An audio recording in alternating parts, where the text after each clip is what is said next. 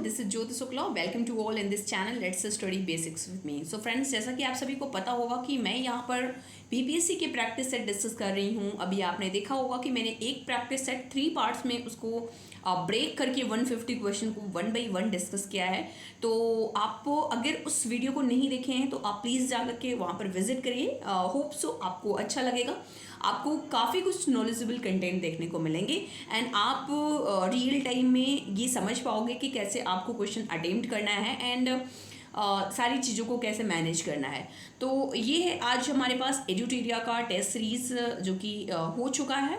तो उसी को आज हम डिस्कस करेंगे। यहाँ पर ये सेक्शनल टेस्ट ही है, इसमें आपको हिस्ट्री के क्वेश्चन जो है वो देखने को मिलेंगे। टोटल 100 क्वेश्चन हैं। तो इन टोटल 100 क्वेश्चन को हम ट्राई करेंगे कि मैक्सिमम क्वेश्चन को हम आज ही डिस्कस कर सकें। तो लेट मी डिस्कस।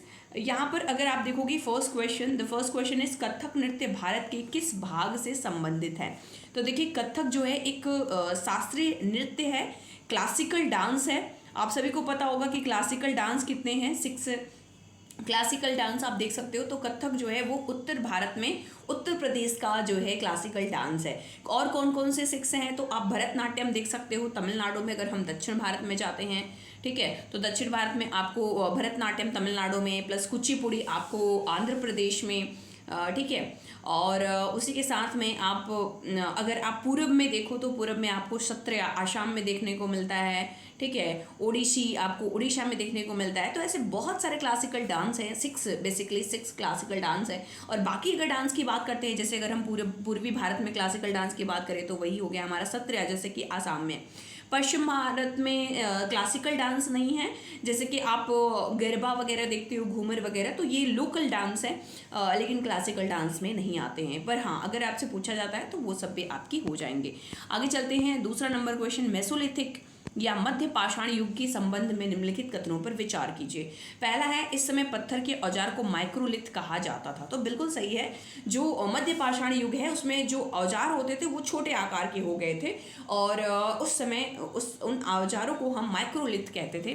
पत्थर के औजार आकार में बड़े थे, ये गलत है, क्योंकि मध्य पाषाण युग में जो पत्थर के औजार थे उनको छोटा कर दिया गया था। तीसरा है, इस समय पुराने किस्म के औजार अनुपस्थित थे। तो पुराने किस्म के औजार अनुपस्थित बता रहा है। तो यहाँ पर अगर आप कट करोगे तो दूसरा ऑप्शन, इस समय पुराने किस्म के औजार अनुपस्थित थे, तो ये भी गलत हो जाएगा, क्योंकि पुराना किस्म तो था ही, केवल एक हो जाएगा, यानी कि C option is the correct option. तो दूसरे का C option is the correct. तीसरा आप देखेंगे, बसोहली शैली किस राज्य से संबंधित है। तो देखिए, अगर बसोहली की बात करते हैं तो ये हिमाचल प्रदेश से संबंधित है। अगर हम राजस्थान की बात करेंगे, राजस्थान में नृत्य कौन से होते हैं, तो घूमर नृत्य होता है। और उसी के साथ में आपको बहुत सारे डिजर्ट, थार डिजर्ट जैसे कि आप देख सकते हो वहाँ पर देखने को मिल जाता है। प्लस उसी के साथ में बहुत सारे नेशनल पार्क, लूनी नदी, ये सारी चीज़ों को आप देख सकते हो। गुजरात की बात करते हैं, वहाँ पर गरबा डांस जो है वो फेमस है। उत्तराखंड में आप देखोगे तो उत्तराखंड में जिम कार्बेट नेशनल पार्क, जो कि इंडिया का सबसे पुराना नेशनल पार्क है, जिसको हेरिस नेशनल पार्क पहले बोला जाता था, ठीक है, जहाँ से रामगंगा नदी होकर के गुजरती हैं। तो ये सारी चीज़ें आप ध्यान में रखेंगे। चौथे नंबर क्वेश्चन में आते हैं, रस मंजरी की रचना किसने की। तो देखिए, रस मंजरी की जो रचना की है वो भानुदत्त ने की है। अगर हम बात करें तुलसीदास की, तो तुलसीदास का जो सबसे महान ग्रंथ रामचरितमानस है वो हो गया, प्लस विनय पत्रिका, आपको कवितावली, गीतावली, ये सारी ये सब, वैराग्य संदीपनी, बहुत सारी कृतियां हैं जिन्हें आपको याद रखना है। विष्णु शर्मा का पंचतंत्र, ठीक है, जो पंचतंत्र की कहानियां हैं वो भी बहुत इंपॉर्टेंट है, अक्सर करके पूछी जाती हैं एग्जाम में। शंकर दयाल शर्मा की अगर हम बात करें तो ये एक लेखक थे, प्लस इसी के साथ में आपको ये भी फैक्ट याद रखना है कि ये इंडिया के 9th नंबर के प्रेसिडेंट थे, ठीक है। तो भारत के 9वें राष्ट्रपति थे। और ये कहाँ से बिलोंग करते थे, तो ये एमपी से बिलोंग करते थे। और 8वें नंबर के ये उपराष्ट्रपति भी थे। 8वें नंबर के भारत के 12वें, ये 8वें जो है वो उपराष्ट्रपति थे। तो ये इतने सारे फैक्ट्स मैं आपको बता रही हूँ, एक क्वेश्चन के साथ में काफ़ी कुछ चीज़ें आप कवर करते हुए चलेंगे। 5वां नंबर है, वृहद धर्म पुराण के संबंध में निम्नलिखित कथनों पर विचार कीजिए। देखिए, आपने पुराण बहुत सारे सुने होंगे, आपको पता है कि पुराण कितने हैं, टोटल 18 पुराण आपको देखने को मिलते हैं। तो यहाँ पर हम वृहद धर्म पुराण की बात कर रहे हैं। पहला है, इसकी रचना बंगाल में की गई। तो बिल्कुल सही है, इसमें ब्राह्मणों को कुछ विशिष्ट प्रकार की मछलियाँ खाने की अनुमति दी गई थी। तो ये भी सही है। देखिए, बंगाल में आप देखेंगे या नॉर्थ में, नॉर्थ इन द सेंस कि जो हिमालय वाले रीजन्स है वहाँ पर ब्राह्मण जो है वो ब्राह्मण भी मछलियाँ खाते हैं, बट ऑल ओवर इंडिया में हम ऐसा नहीं देखते हैं। तो पहला और दूसरा दोनों ही फैक्ट जो है वो सही है, तो C option is the correct option. 6 number question में आते हैं, सही मिलान करना है। देखिए यहाँ पर आप देख सकते हो कि फर्रुखसियर हैं और फर्रुखसियर है, आलमगीर द्वितीय है, शाह आलम द्वितीय है, इनकी कार्यकाल दिया हुआ है और इसको आपको मैच करना है। तो फर्रुखसियर जो है वो 1713 से लेकर 1719 तक इनका कार्यकाल जो है वो देखने को मिल जाता है। अब देखिए कहीं से आप एलिमिनेट कर सकते हो, बिल्कुल नहीं, सबके सब ऑप्शन में 2 पहले का 2 दिया हुआ है। दूसरे में आप देखिए आलमगीर द्वितीय, आलमगीर द्वितीय को अगर आप देखोगे तो 1748, 1754, 1759, तो आलमगीर द्वितीय का जो कार्यकाल है वो आपको 1754 से 1759 में देखने को मिल जाएगा, यानी कि बी का तीसरा। तो देखिए बी का तीसरा यहाँ पर देखिए, तो आपका बी ऑप्शन जो है वो बस 2 ऑप्शन से आपका एलिमिनेट हो जाएगा और ये आपका हो जाएगा। सी का 4 है, सी में आप देख सकते हैं सी का 4 हो जाएगा एंड अहमद शाह का जो है वो 1748 से 1754 तक हो जाएगा, यानी 6 का B option is the correct option, so you should remember. 7 number question में आते हैं, मुगल काल में सवाई राजा जय सिंह को किस क्षेत्र की सूबेदारी मिली थी? तो इन्हें मालवा की जो है वो सूबेदारी दी गई थी।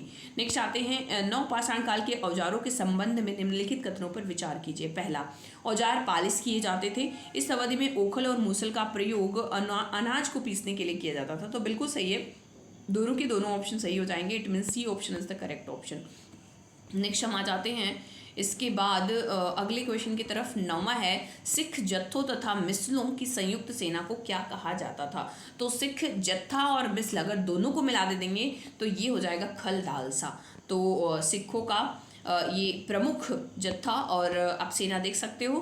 10वां नंबर है, सिखों की राखी व्यवस्था के अंतर्गत, सिखों ने एक राखी व्यवस्था चलाई थी, इसके अंतर्गत उपज का कितना प्रतिशत हिस्सा संरक्षण के लिए लिया जाता था? तो इसका बी ऑप्शन जो है यानी कि 20% is the correct option. 11 number में आते हैं, ऋग्वैदिक काल के दौरान प्रचलित राजनीतिक व्यवस्था के बारे में सत्य कथन का चयन करें। राजा के पास लोगों से कर एकत्र करने की शक्ति थी। देखिए ऋग्वेद काल में कर एकत्र करने की शक्ति नहीं थी, ये गलत है। राजा का पुत्र स्वाभाविक रूप से राजा का उत्तराधिकारी होता था, नहीं, उस समय आनुवंशिक व्यवस्था भी नहीं प्रचलित था। यानी कि पूछा है कि कौन सा कथन सत्य है, तो उपयुक्त तो कोई नहीं, यानी कि 11वें नंबर का डी हो जाएगा। देखिए जो वैदिक काल था ना वो बहुत ही प्यारा काल था, उस समय पर कोई भी किसी भी तरीके की कुरीतियाँ नहीं प्रसिद्ध थी। आगे आते हैं, लेकिन उत्तर वैदिक काल आते आते काफ़ी कुछ चीज़ें जो है वो बदल गई थी। 12वां देखिए, अब उत्तर वैदिक काल दे दिया है, तो उत्तर वैदिक काल की सामाजिक स्थिति के बारे में निम्नलिखित कथनों पर विचार कीजिए। पहला है, महिलाओं और शूद्रों दोनों वेदों का अध्ययन करने की अनुमति नहीं दी गई थी। देखिए वैदिक काल में तो ऐसा नहीं था, वैदिक काल में महिला शूद्र सब एक समान थे, लेकिन उत्तर वैदिक काल आते आते काफ़ी कुछ बुराइयां आ गई। तो ये आपका सही स्टेटमेंट है कि महिलाओं और शूद्रों को वेद पढ़ने की अनुमति नहीं दी गई थी। दूसरा है, अब वर्ण व्यवस्था जन्म के आधार पर तय की जाती थी, तो बिल्कुल सही है, 12वें का आपका सी हो जाएगा। तो 12वें का सी। देखिए उत्तर वैदिक काल आते आते इसमें काफ़ी कुछ बुराइयां देखने को मिली थी, तो ये आप ध्यान रखेंगे। प्रशस्ति का क्या अर्थ है? आपने पढ़ा होगा प्रयाग प्रशस्ति के बारे में, ठीक है। तो इसमें समुद्रगुप्त द्वितीय के, ये चंद्रगुप्त द्वितीय की जो है वो प्रशंसा की गई है। तो प्रशस्ति का अर्थ होता है प्रशंसा, ठीक है। तो ये हो जाएगा सफलता, स्वीकृति, ये सब नहीं होगा। 14 नंबर में आते हैं, समुद्रगुप्त की नीतियों का वर्णन किसने किया है? देखिए अभी उससे पहले ही आया था, तो समुद्रगुप्त की नीतियों का वर्णन जो है वो हरिसेन ने किया है, ठीक है। तो 14 का डी ऑप्शन जो है वो करेक्ट है। 15 में आते हैं, हरिसेन ने प्रयाग प्रशस्ति में दक्षिणापथ के शासकों की संख्या कितनी बताई है? तो हरिसेन ने प्रयाग प्रशस्ति में जो दक्षिण पथ के शासकों की संख्या बताई है वो 16 बताई है, ठीक है। तो 15 का 16 नहीं, बी हो जाएगा 12 पथ, इन्होंने 12 बताई है। लेकिन वहीं पर अगर उत्तरापथ की बात करेंगे तो उत्तरापथ में उन्होंने कम बताई थी। देखिए ये सब वो बता रहे थे कि क्योंकि इन्होंने जो है वो चंद्रगुप्त द्वितीय ने इतने सारे राज्यों को जो है वो विजिट किया था, उत्तरापथ और दक्षिणापथ दोनों में। तो अगर 15 का हम बात करते हैं तो 15 का बी हो जाता है। अगर यहाँ पर आर्यवर्त की बात करेंगे यानी उत्तर में, ठीक है, तो यहाँ पर 9 ऐसे शासक थे जिनको इन्होंने पराजित किया था, ठीक है। तो 9 शासक थे, इनको इन्होंने पराजित किया था। तो अगर यहीं पर उत्तरापथ दिया होता या आर्यवर्त दिया होता तो 9 हो जाता, लेकिन दक्षिणापथ दिया है तो 12 ऑप्शन जो है वो सही हो जाएगा। आगे चलते हैं, विक्रम संवत की शुरुआत किस शासक से जोड़कर देखा जाता है? तो जो चंद्रगुप्त द्वितीय था उससे ये जोड़ करके देखा जाता है। समुद्रगुप्त की बात करते हैं तो इसे नेपोलियन बोला जाता है, भारत का नेपोलियन। कनिष्क की बात करते हैं तो कनिष्क के समय में ही कुंडलवन में बौद्ध सभा आयोजित किया गया था, चंद्रगुप्त प्रथम उसी से संबंधित आप देख सकते हो सभी राजाओं के बारे में। 17 नंबर है, हर्षवर्धन को नर्मदा नदी के तट पर किसने रोका? तो देखिए हर्षवर्धन एक समय पर काफ़ी ज़्यादा प्रचलित था, लेकिन पुलकेशिन द्वितीय जो है इनको हर्षवर्धन को हराते हैं तो किसने तट पर रोका था पूछा है, तो पुलकेशिन द्वितीय। अगर यहीं पर ये पूछता है कि किसने हराया था तो भी पुलकेशिन द्वितीय ही हो जाएगा। आगे हम चलते हैं 17 के बाद 18 नंबर क्वेश्चन पर। 18 नंबर क्वेश्चन को आप देख सकते हैं, पल्लवों के काल में नगरम किसे कहा जाता था? तो पल्लवों के काल में जो नगरम कहा जाता था वो व्यापारियों के संगठन को कहा जाता था। जनपद का क्या अर्थ होता है तो जनपद जो कि आज के समय में भी अवेलेबल है, तो जनपद का मतलब होता है जन के बसने की जगह, जहाँ पर जन रहते हैं, जहाँ पर लोग रहते हैं। ठीक है, तो ये आपका हो जाएगा। जनपदों का उद्भव काल कितने वर्ष पूर्व हुआ? तो जनपदों का जो उद्भव काल है वो 2500 साल पहले हुआ। आपने महाजनपदों के बारे में पढ़ा है, चंपा हो गया, मगध हो गया, वज्जी हो गया, हाँ कौशल हो गया, तो अलग अलग जनपद जो है वो आप देख सकते हो। महाजनपद काल के संबंध में निम्नलिखित कथनों पर विचार कीजिए। हल्के फाल अब लोहे के बनने लगे, बिल्कुल सही है। धान के पौधे का रोपण प्रारंभ हो गया। देखिए पहले जो धान होता था उसे ऐसे ही बोया जाता था, लेकिन बाद में क्या हुआ, धान की रोपाई होने लगी, यानी कि धान की को ऐसे ही प्लांट किया जाने लगा। धान की पहले उसको बीज कर दिया जाता था और उसके बाद उसके प्लांट को उखाड़ करके लगाया जाता था। तो दूसरा भी ऑप्शन सही है, यानी कि C option is the correct option. 21 के बाद आते हैं 22 में, पाणिनि के संबंध में निम्नलिखित कथनों पर विचार कीजिए। पहला, उन्होंने संस्कृत के लिए व्याकरण तैयार किया, बिल्कुल सही है। उन्होंने एक विशेष क्रम में स्वर की रचना की, परंतु व्यंजन को बाद के काल में अन्य विद्वानों द्वारा जोड़ा गया, ये गलत है। उन्होंने स्वर और व्यंजन दोनों को ही जो है उसकी रचना की थी उसमें, तो दूसरा गलत हो जाएगा, यानी कि A option is the correct option. 22 के बाद 23 में आते हैं, वज्र संघ का वर्णन किस पुस्तक में है? तो अगर आप देखेंगे कि वज्जी संघ का वर्णन, तो वज्र संघ का वर्णन आपको दीर्घ निकाय में देखने को मिलेगा। आगे चलते हैं, पूरी उड़ीसा में जगन्नाथ जी का मंदिर किस वंश के शासक ने बनवाया था? तो ये गंग वंश के शासक ने जगन्नाथ जी का मंदिर जो है वो बनवाया था। अकबर ने बंगाल को किस वर्ष जीता? तो अकबर ने बंगाल को 1586 ईस्वी में जीता था। तो आप देख सकते हो कि अकबर के बहुत सारे कार्य अलग अलग राज्यों को उन्होंने विजिट किया और इससे क्वेश्चन भी पूछा जाता है। दक्षिण भारतीय भक्ति संतों के बारे में सत्य कथन का चयन करें। नायनर शैव संत थे, बिल्कुल सही है। अलवर वैष्णव संत थे, ये भी सही है। ये संत केवल अस्पृश्य समझे जाने वाले पुलैया तथा पनार जाति के लोग थे, नहीं ये गलत है, यानी कि पहला और दूसरा ऑप्शन सही हो जाएगा। इट मीन्स की 26 का A option is the correct option. 26 के बाद आते हैं 27 नंबर क्वेश्चन में। यहाँ पर आप देख सकते हैं, निम्नलिखित कथनों पर विचार कीजिए। पुहार पांड्यों का बंदरगाह था, नहीं, पुहार जो था वो चोलों का था। ठीक है, पुहार जो था वो चोलों का बंदरगाह था। मदुरै चोलों का बंदरगाह था। देखो अब मदुरै जो था वो पांड्यों का था, मतलब देखिए आप देख रहे हैं उल्टा कर दिया गया है। ठीक है, तो दोनों ही गलत है और पूछा है इसमें कि सही विकल्प को चुनिए, तो कोई भी नहीं है। इट मीन्स की D option is the correct option. 27 के बाद 28 में आते हैं, दार्शनिक शंकर के बारे में निम्नलिखित कथनों पर विचार कीजिए। शंकर का जन्म 8वीं शताब्दी, सही है, में तमिलनाडु में हुआ था, नहीं, इनका जो जन्म हुआ था वो केरला में हुआ था, तमिलनाडु में नहीं हुआ था, तो ये तो आपका गलत हो गया। दूसरा कह रहा है वे अद्वैतवाद के समर्थक थे, बिल्कुल सही है। उन्होंने जग को मिथ्या या माया कहा, सही है। मोक्ष प्राप्ति के लिए ज्ञान के मार्ग को अपनाने का उपदेश दिया, सही है, यानी कि पहला सही हो जाए, पहला गलत हो जाएगा। आप देखिए अगर आपको सब नहीं पता है और आपने सिर्फ पहले को गलत किया तो आप देखिए सही हो गया आपका 2 3 4। एलिमिनेशन टेक्निक से भी आप इस क्वेश्चन को इजीली कर सकते थे। नेक्स्ट है, वीर शैव किस क्षेत्र में प्रारंभ हुआ? तो वीर शैव आंदोलन जो है वो कर्नाटक राज्य में हमें देखने को मिलता है। 30 में आते हैं, महात्मा गांधी का प्रिय भजन वैष्णव जन तो तेने कहिए पीर पराई जान रे, किसने लिखा है? तो ये नरसिंह मेहता ने लिखा है। आगे चलते हैं, प्रारंभ में नाथ पंथ भारत के किस क्षेत्र में लोकप्रिय हुए? पूर्वी क्षेत्र, उत्तरी क्षेत्र। तो जो नाथ थे ना वो आपको उत्तरी क्षेत्र में देखने को मिलते हैं। 32 में आते हैं मीराबाई किसकी अनुयायी बन गई थी? तो मीराबाई जो है वो संत रविदास जो हैं उनकी अनुयायी बन गई थी। अब आप देख सकते हो सूरदास कृष्ण भक्ति शाखा के कवि थे, मीराबाई भी कृष्ण भक्ति शाखा की कवि थी। रविदास जो है वो किसी पर्टिकुलरली भगवान को नहीं मानते थे, आप कह सकते हो वो निर्गुण भक्ति शाखा के उपासक जो है वो कहे जाते हैं। शंकर देव आप आसाम वाले रीजन में आप देख सकते हो इनको। तो आते हैं 33 नंबर क्वेश्चन में, चोल काल में करों के संबंध में निम्नलिखित कथनों पर विचार कीजिए। वेट्टी एक प्रकार का ऐसा कर था जिसे नकद में संग्रहित किया जाता था। नहीं, वेट्टी में नकद नहीं दिया जाता था, उसमें श्रम किया जाता था, ठीक है, मजदूरी की जाती थी। तो ये तो आपका गलत हो गया। कदमई एक भू राजस्व था, तो सही है। तो 33 का B option is the correct option. 33 का आपका बी ऑप्शन जो है वो सही हो जाएगा। 33 के बाद आते हैं 34। कबीर का जन्म किस परिवार में हुआ? तो कबीर का जो जन्म हुआ था वो जुलाहा परिवार में हुआ था। बेसिकली इनको लहरतारा में ऐसे ही एक जुलाहा दंपत्ति जो है वो उठाते हैं और उनका पालन पोषण करते हैं। तो ये आप नीरू और नीमा इनके माता पिता जो हैं वो नीरू और नीमा कहाँ पर इन्हें ये मिलते हैं? ये वाराणसी में लहरतारा के पास। लहरतारा आज के समय पे बहुत फेमस भी प्लेस है। वैसे भी कबीरदास जो है वो निर्गुण भक्ति शाखा के बहुत ही महान कवि जो है वो कहे जाते हैं।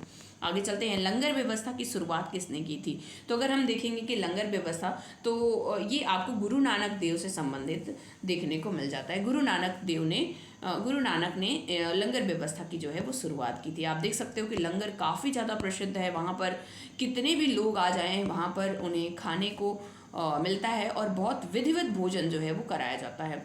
36 नंबर में आते हैं, संस्कृत व्याकरण की रचना किसने की थी? तो संस्कृत व्याकरण की जो रचना की थी वो पाणिनि ने की थी। आगे आते हैं, स्वामी महावीर ने अपनी शिक्षा किस भाषा में दी थी?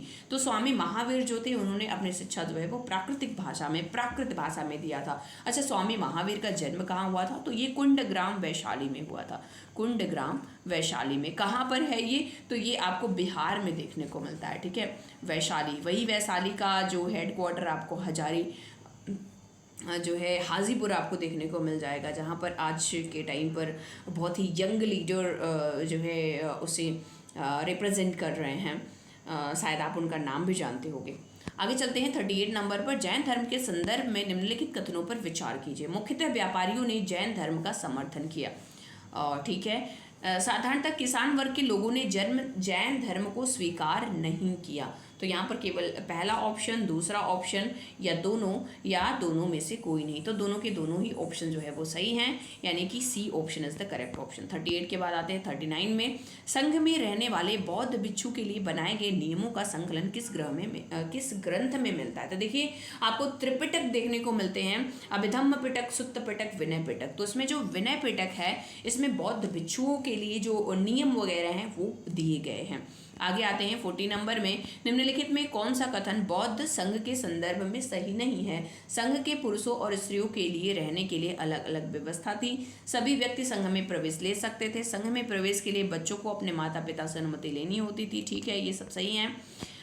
विवाहित स्त्रियों को संघ में प्रवेश करने के लिए माता पिता से अनुमति की आवश्यकता होती थी। नहीं, माता पिता की नहीं बल्कि उनके पति से जो है अनुमति की आवश्यकता होगी। तो D option is the correct option.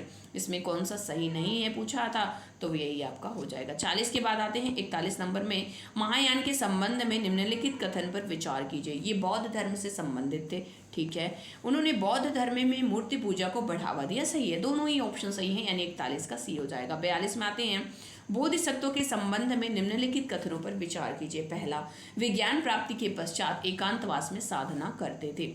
नहीं, ऐसा नहीं है। बोधिसत्व की पूजा काफ़ी लोकप्रिय थी, सही है। वे भारत के बाहर जापान, चीन एवं दक्षिण कोरिया में काफ़ी लोकप्रिय हुए, बिल्कुल सही है, यानी 2 और 3 option is the correct option. 42 का आप बी नंबर जो है वो अब देख सकते हैं, सही है। 43 में आते हैं, भारत की यात्रा पर आए निम्नलिखित चीनी बौद्ध तीर्थयात्रियों का काल क्रमानुसार सही क्रम चुनिए। तो इत्सिंग है, वेनसांग है, फायान है। तो अगर आप देखो इसमें तो दूसरा ऑप्शन आपका सही हो जाएगा। फाहियान है, वेनसांग है, देन इत्सिंग है। फाहियान कब आया था? ये चंद्रगुप्त द्वितीय के समय पर आया था। वेनसांग हर्षवर्धन के समय पर आया था। ठीक है, तो ये आप ध्यान में रखेंगे। और उसी के साथ में इत्सिंग जो है वो हर्षवर्धन के काल के बाद आता है। तो ये आपका B option is the correct option. 43 के बाद आते हैं 44 नंबर क्वेश्चन पर। एंड 44 नंबर क्वेश्चन है, चंद्रगुप्त मौर्य के दरबार में जो पश्चिम एशिया के यूनानी राजा सेल्यूकस निकेटर का राजदूत था उसका नाम क्या था? तो मेगस्थनीज था। ठीक है, तो मेगस्थनीज जो था वो सेल्यूकस निकेटर का जो है वो दूत था। तो 44 का सी ऑप्शन। ठीक है, D option is the correct option. आगे आते हैं 45 नंबर में, निम्नलिखित में से कौन भारत आए विदेशी आक्रमणकारियों का सही क्रम है?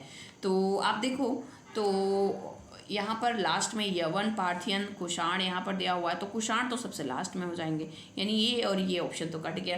कुषाण इन दोनों में से कोई भी हो सकता है। अब देखिए, हिंद यवन पहले होंगे, उसके बाद शक हो जाएंगे, फिर हिंद, पार्थियन, फिर कुषाण, यानी कि C option is the correct option. 45 का जो है वो सी ऑप्शन सही हो जाएगा। 46 में आते हैं, अशोक ने जगह जगह जाकर लोगों को शिक्षा देने के लिए अधिकारियों की नियुक्ति की। इन अधिकारियों को निम्नलिखित में से किस नाम से जाना जाता है? तो इन अधिकारियों को धम्म महामात्र के रूप में जाना जाता है, के नाम से जाना जाता था। अशोक के संबंध में निम्नलिखित कथनों पर विचार कीजिए। अशोक ऐसा पहला शासक था जिसने अभिलेखों द्वारा जनता तक अपना संदेश पहुंचाने की कोशिश की। देखिए, ऐसा पहला शासक नहीं था, ये तो गलत हो जाएगा। अशोक के ज़्यादातर अभिलेख खरोष्ठी लिपि में लिखे गए हैं। नहीं, अशोक के ज़्यादातर जो लिपि हैं वो ब्राह्मी लिपि में लिखे गए हैं। ठीक है, कौन सी लिपि में? ब्राह्मी लिपि में जो है वो लिखे गए हैं। तो दूसरा भी गलत हो गया, दूसरा आप काट दीजिए, ये कट गए। अशोक ने अपने अभिलेख में कलिंग युद्ध का वर्णन किया है। हाँ, तो ये आपका तो सही हो जाएगा। तो 47 का सी ऑप्शन जो है वो सही हो जाएगा। पहला भी ऑप्शन जो है वो सही है। ठीक है, पहला ही शासक था जिसने अभिलेखों द्वारा संदेश पहुंचाने की कोशिश की थी। तो पहला और तीसरा option is the correct option. 47 के बाद आते हैं 48 में, मुगलों की जागीर दिल्ली सुल्तानों में किसके बराबर थे? तो जो है दिल्ली सुल्तान इक्ता व्यवस्था जो है वो शुरू किए थे, और मुगलों की जागीर जो थी उसी के इक्विवेलेंट देखने को मिलती है। 49 में आते हैं, 14वीं शताब्दी की ग्रंथ लीला तिलकम के बारे में सत्य कथन का चयन कीजिए। यह केरल में मलयालम में लिखी गई ऐसी पहली साहित्यिक पुस्तक है जो व्याकरण और काव्य से संबंधित है। दूसरा है, इस पुस्तक की रचना केवल संस्कृत भाषा में की गई थी। तो यहाँ पर दिया हुआ है केवल एक ऑप्शन, केवल बी ऑप्शन, सी, डी। तो डी ऑप्शन जो है वो सही हो जाएगा। इसमें से कोई भी ऑप्शन जो है वो सही नहीं है। इस पुस्तक की रचना दिया है केवल संस्कृत भाषा में, तो ये गलत हो जाएगा। आगे चलते हैं 50 नंबर क्वेश्चन में, निम्नलिखित में से किन स्थानों पर अशोक के शिलालेख प्राप्त हुए हैं? कंधार दिया है, जो कि आपको आप देखोगे तो कंधार किधर पड़ता है कि पाकिस्तान, अफगानिस्तान वाला रीजन जो है वो पड़ जाता है। तो ये भी सही है। ब्रह्मगिरी भी सही है, जौगढ़ भी सही है, गिरनार भी आपको गुजरात वाला रीजन जो है वो देखने को मिल जाएगा, लुम्बिनी ये भी सही है, यानी कि all option are the correct. तो डी ऑप्शन सही है, 50 का डी नंबर। तो देखिए, टोटल इसमें 100 क्वेश्चन है। इस वीडियो में मैं 50 क्वेश्चन को कवर कर रही हूँ, और आगे आने वाले नेक्स्ट पार्ट में हम 50 क्वेश्चन को कवर करेंगे। तो होप सो आपको ये वीडियो जो है वो काफ़ी हेल्पफुल लगा होगा, एंड आपने काफ़ी कुछ चीज़ें अपनी मेमोराइज करने की कोशिश की होंगी, और आपका काफ़ी अच्छे से रिवीजन हो पाया होगा। तो चलिए, मिलते हैं किसी नए वीडियो में। Bye bye and take care.